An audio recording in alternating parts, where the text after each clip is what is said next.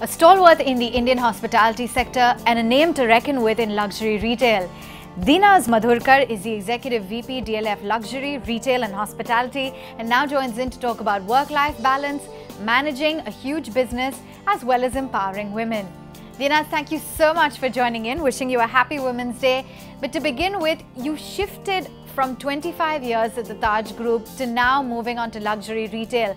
How did it feel coming out of your comfort zone? Tell us the story. Well, it was mixed feelings for sure.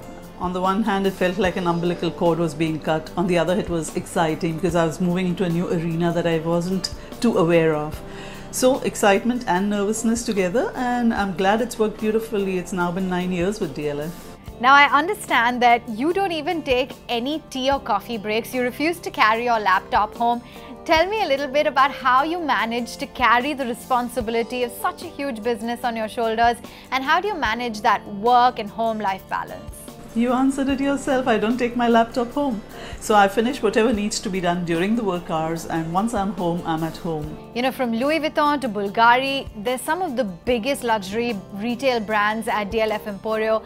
How difficult was it to get these brands on board, and which are the other names we can now look forward to? So for the brands to buy into India as a destination and to go with DLF was a difficult aspect.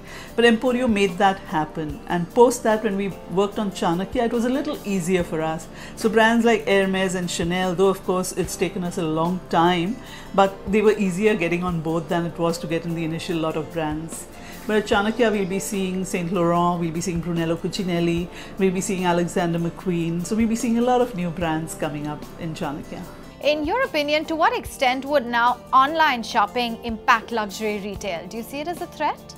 Luxury is all about experiences. Luxury is all about the touch and feel, you know. So yes, online retailing is popular, but not so much in the luxury space. We found that people are comfortable spending up to 20,000 on online.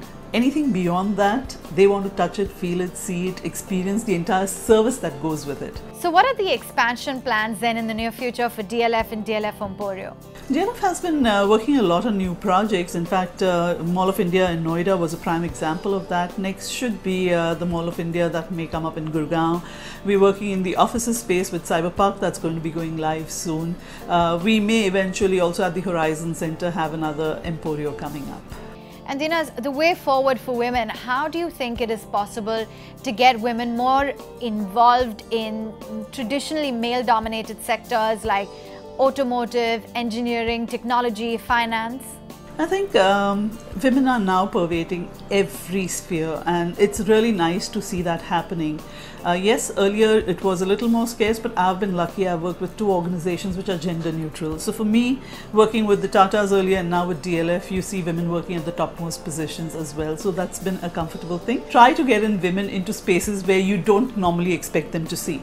So I love getting women in engineering. I love getting women chauffeurs. I love working on these areas. At the hotels I used to be in, that used to be my first point. Well, you did bring up some very valid points. Dinaz, before I let you go, a quick rapid fire. Your favorite destination to shop? Milan, any day. Complete the sentence. Luxury is? Time. Luxury is quality. Luxury is just appreciating the finer things in life. Okay, and I never leave the house without? My phone. And that too, a wallet phone, so that I can have my cards, everything inside within it. The woman of today is, according to you? Very savvy, very self-assured and very independent. And the woman or women you most admire?